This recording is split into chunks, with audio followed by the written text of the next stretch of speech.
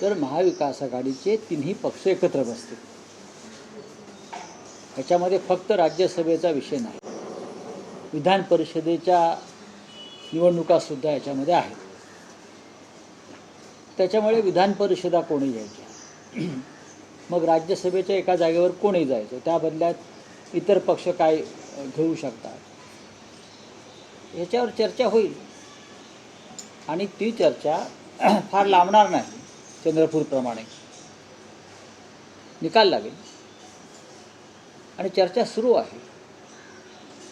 जागा एकच आहे आणि महाविकास आघाडी 3 प्रमुख पक्ष आहे आणि तिन्ही पक्षाचे लोक निवृत्त होत आहेत. स्वतः शरद पवार साहेब निवृत्त होत आहेत आणि त्यानंतर इतर काही प्रमुख सदस्य निवृत्त होतात. शिवसेनेचे एक सदस्य निवृत्त होत आहेत, काँग्रेसचे निवृत्त होत आहेत. अशा वेळेला तिन्ही पक्षाच्या लोकांनी एकत्र बसून राज्यसभा आणि विधान परिषदा या संदर्भात निर्णय आणि वाटप हे तात्काळ पूर्ण करावं लागेल आणि त्याची प्रक्रिया आता सुरू होईल. पण काँग्रेस पाठिंबा देईल का, म्हणजे शरद पवारांच्या नावाला पाठिंबा देईल का? कारण असं आहे की विलिनीकरणाच्या चर्चा बघा, विलिनीकरणाच्या फक्त चर्चा असतात. विलिनीकरण झालंय का, चर्चेवरती विश्वास ठेवता येत नाही. बातम्या येतात, अफवा पसरतात, पण या क्षणी शरद पवार किंवा त्यांचा पक्ष महाविकास आघाडीत आहेच, हे सुद्धा नाकारता येणार नाही. त्यांच्या पक्षातर्फे कोणी अधिकृतपणे असं जाहीर केलेलं नाही की आम्ही महाविकास आघाडीचा घटक नाही किंवा आहोत. ते आहेत. लोकसभेला आम्ही एकत्र होतो, विधानसभेला आम्ही एकत्र होतो, महानगरपालिकांमध्ये एकत्र होतो. त्याच्यामुळे ते महाविकास आघाडीमध्ये आहेत. काँग्रेस आहे आणि शिवसेना, तिघांना एकत्र बसून निर्णय घ्यावा. पण राऊतसाहेब, तुम्ही 2 दिवसापूर्वी असं म्हणाला होतात की शरद पवारांनी इच्छा व्यक्त केली की त्यांना राज्यसभेवर जायचे आहे. शिवसेना युडीपी, तुम्ही आणि पवारांची चर्चा झाली. तुम्ही माननीय शरद पवार साहेबांशी जेव्हा माझी चर्चा झाली तेव्हा त्यांनी आपली भूमिका आणि इच्छा व्यक्त केली, होय मी राज्यसभेत जाणार आहे, म्हणजे मी उमेदवार आहे, हे त्यांनी माझ्याकडे ती भूमिका व्यक्त केली, इच्छा व्यक्त केली की मी राज्यसभेसाठी उमेदवार म्हणून मी इच्छुक आहे आणि मी निवडणूक लढणार आहे. आता ह्याच्यावर महाविकास आघाडी चर्चा होईल, कारण प्रत्येकाचे सदस्य निवृत्त होत आहेत. पण जेव्हा शरद पवार साहेबांसारखा ज्येष्ठ नेता जेव्हा अशा प्रकारे इच्छा व्यक्त करतो तेव्हा त्याच्यावरती वेगळी चर्चा होते. नाही, पण राऊतसाहेब, काल जी महाराष्ट्र काँग्रेस कमिटीची बैठक झाली, काँग्रेसमधल्या नेत्यांच्या एका गटाला असं वाटतंय की जी महाराष्ट्रातली राजकीय परिस्थिती दिवसागणिक बदलते आहे, शरद पवार हे कदाचित भाजप NDA सोबत जाऊ शकतात, तर अशा वेळेस दुसऱ्या पर्यायाची आपण का चाचपणी करू? मी तुम्हाला खात्रीनं सांगतो, शरद पवार हे भारतीय जनता पक्षाबरोबर जाणार नाही. मी त्यांच्या पक्षाचा स्पोक्सपर्सन नाही किंवा नेता नाही, पण मी जे काय पवार साहेबांना ओळखतो, मला जे काही शरद पवार माहिती आहे त्याप्रमाणे मी खात्रीनं सांगतो, शरद पवार कोणत्याही परिस्थितीत भारतीय जनता पक्षाबरोबर जाणार नाही. काँग्रेसने उगाच ती भीती बाळगू नये. आजही काँग्रेसचे दिल्लीतले ज्येष्ठ नेते हे शरद पवारांच्या संवाद आणि संपर्कात आहे. त्यांचं तेच म्हणणं आहे, या नेत्यांचं महाराष्ट्रातलं काय म्हणणं आहे त्यापेक्षा दिल्लीचं काय म्हणणं आहे. दिल्लीतल्या आम्ही पक्षश्रेष्ठींशी चर्चा करू, त्यानंतर आम्ही. बरोबर आहे, चर्चा केली पाहिजे. आम्हीही माननीय शिवसेना पक्षप्रमुखांशी चर्चा करू. हायकमांडची चर्चा ही व्हायलाच पाहिजे ना, त्याशिवाय निर्णय कसा घेणार? नाही, पण राऊतसाहेब, तुम्ही म्हणाल की हा फक्त राज्यसभेचा नाही तर विधान परिषदेचाही विषय आहे. होय. मे मध्ये ज्या विधान परिषदेच्या जागा रिक्त होत आहेत त्यात उद्धव ठाकरे या.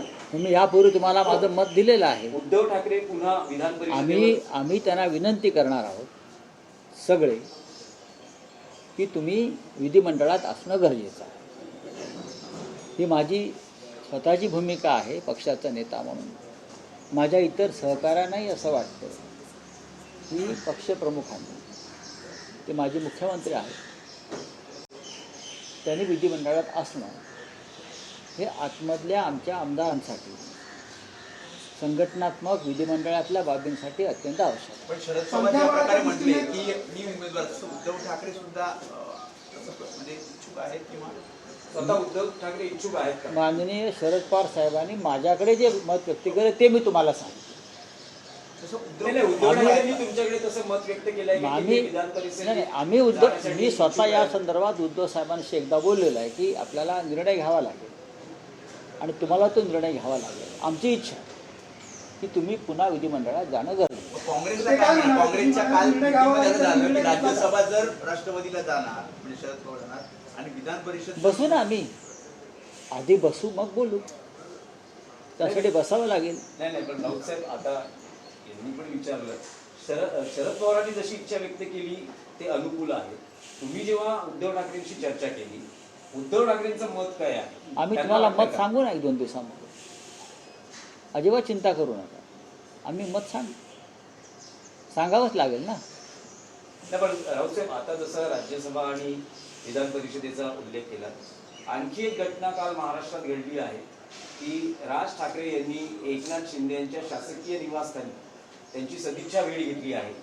जवळपास बराच वेळ ते तिथे त्यांच्याबरोबर त्यांच्या शासकीय निवासस्थानी होते. त्याच्यामध्ये गप्पा झाल्या. राजकारणाची शिसारी आलेले असं ते स्वतः म्हणाले होते. त्या संदर्भ देखील याच भागात होता. हा म्हणजे आतापर्यंत ते असं म्हणत होते की जे काही निर्णय घेतले जात आहेत, नाशिक असेल, कल्याण डोंबिवली असेल, हे स्थानिक पातळीवर निर्णय घेतले जात आहेत, ज्याच्याशी माझा काही संबंध नाही. ते राज ठाकरे ते काल थेट एकनाथ शिंदेंना भेटायला हा गेले. प्रश्न तुम्ही जाऊन स्वतः सन्मान्य राज ठाकरे यांना का विचारत नाही? हे उपलब्ध झाले तर आम्ही नक्की विचारू. तुम्ही त्यांना प्रश्न विचारला, त्यांचे प्रश्नाचे उत्तर मी कसा देऊ? पण मी इतकंच सांगू शकतो, मी काय झालं, कोण कोणाला भेटलं ते काय आम्ही काय हेरगिरी करत नाही. तुमच्या माध्यमातूनच आम्हाला कळतं. तिथे कोणी कोणाला भेटण्यावरती बंधनं नाहीत. पण एकनाथ शिंदे या प्रवृत्तीविरुद्ध आमचं टोकाचं भांडण आहे. शिवसेनेचं, बाळासाहेब ठाकरेंचं. आणि ते टोकाचं भांडण यासाठी आहे की एकनाथ शिंदे यांनी हिंदू हृदय सम्राट शिवसेना प्रमुख बाळासाहेब ठाकरे यांनी स्थापन केलेल्या शिवसेनेच्या पाठीत खंजीर खुपसली. म्हणजे बाळासाहेब ठाकरेंच्या विचारांशी बेईमानी केली. आणि ती बेईमानी का केली? तर अमित शहा, नरेंद्र मोदी यांचा स्वार्थ त्यामागे होता आणि आहे. ज्याने महाराष्ट्राशी मराठी माणसाची बेईमानी केली असं आम्ही मानतो, मराठी माणूस मानतो, त्यांच्याशी आमचं भांडण हे महाराष्ट्राच्या हितासाठी आहे. आणि ते भांडण आमचं कायम राहील. जे नंदनवन तुम्ही सांगताय ते शिवसेनेच्या चोरीतून आणि धनुष्यबाणातून चोरीतून निर्माण झालेलं नंदनवन, एवढंच मी सांगतो. बाकी कोणी कोणाला भेटावं यासाठी काय भारतीय संविधानामध्ये आणि कायद्याने काय बंधनं कोणाला घातलेली नाहीत ना.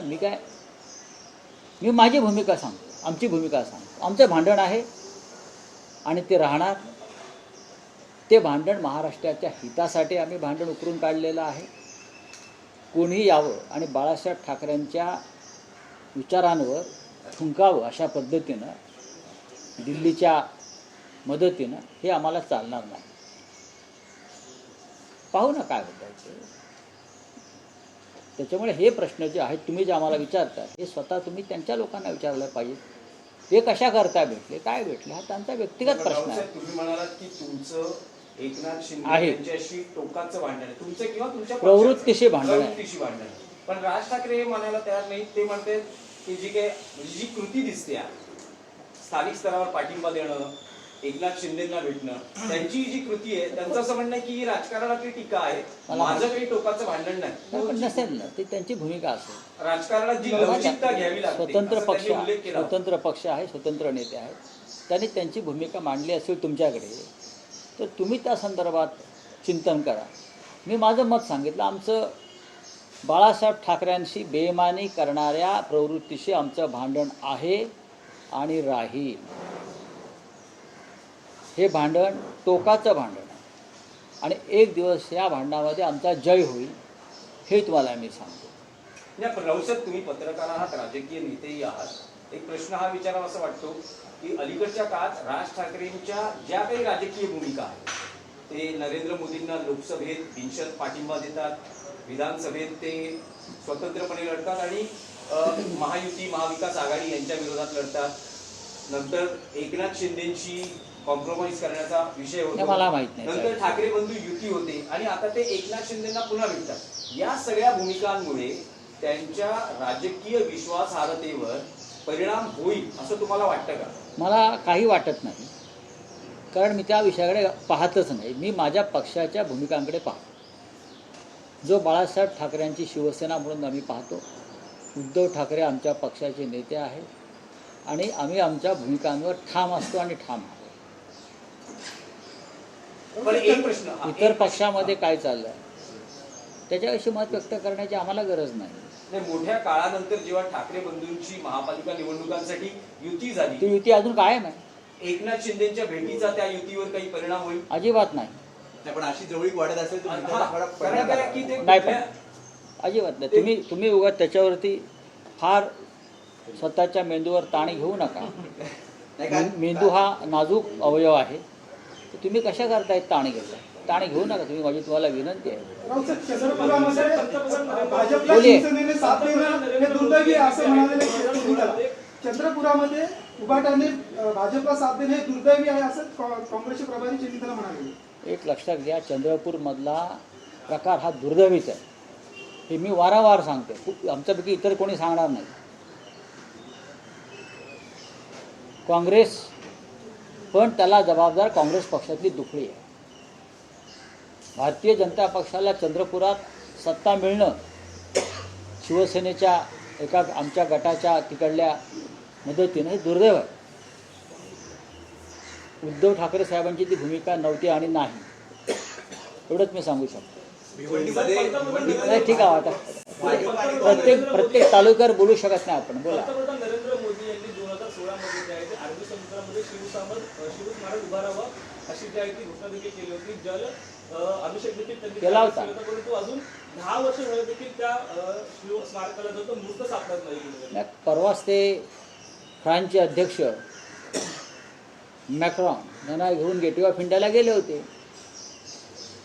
गेटवे ऑफ इंडिया त्यांनी दाखवलं, समुद्र दाखवला मॅक्रॉनला. तर म्हणजे त्यांना त्यावेळेला त्या समुद्रामध्ये आपण 10 वर्षापूर्वी छत्रपती शिवाजी महाराजांच्या स्मारकाचा जलाभिषेक केला होता. हे स्मरण त्यांना व्हायला पाहिजे होतं, पण त्यांना आता स्मरण होणार नाही, कारण निवडणुका नाही आहेत. विधान देवेंद्र फडणवीस यांना स्मरण असायला पाहिजे. त्यांना मतदान करणाऱ्या या ढोंग्यांना मतदारांना स्मरण असायला पाहिजे होतं, पण ते दुर्दैवानं नाही आहे. बोलिए, क्या हिंदी में? सर ये अजीत दादा की प्लेन घटना को नहीं, हो गया हो, उनके बार बेटे बार जय पवार ने नहीं, सर हम- सोशल मीडिया पे पोस्ट हम उसके किया बारे है में बार बार बात नहीं कि करेंगे. तो महाराष्ट्र की जनता को इस और घटना कुछ को है? लेकर सार्वजनिकता का पूरा बोलिए. हक है नहीं जानने का। मैं ठीक है, कल मैं दर दिन बोल रहा हूँ इस बारे में. सर राज्यसभा इलेक्शन की घोषणा हाँ. हो चुकी है, तो? क्या कहना चाहेंगे? देखो, राज्यसभा की घोषणा हो चुकी है. महाराष्ट्र में महाविकास आघाड़ी को 1 सीट मिलेगी. तीनों की ताकत जो है, कांग्रेस, राष्ट्रवादी कांग्रेस शरद पवार और शिवसेना उद्धव ठाकरे जी की लीडरशिप वाली, तो हम तीनों बैठकर ये तय करेंगे कि इस बार किस नेता को राज्यसभा में भेजेंगे. हम तीनों पार्टी बैठकर महाविकास आघाड़ी के निर्णय लेंगे. डेफिनेटली निर्णय लेंगे और 2 दिन में हमको निर्णय लेना पड़ेगा. ठीक है. Sir RSS chief Mohan Bhagwat sir Mohan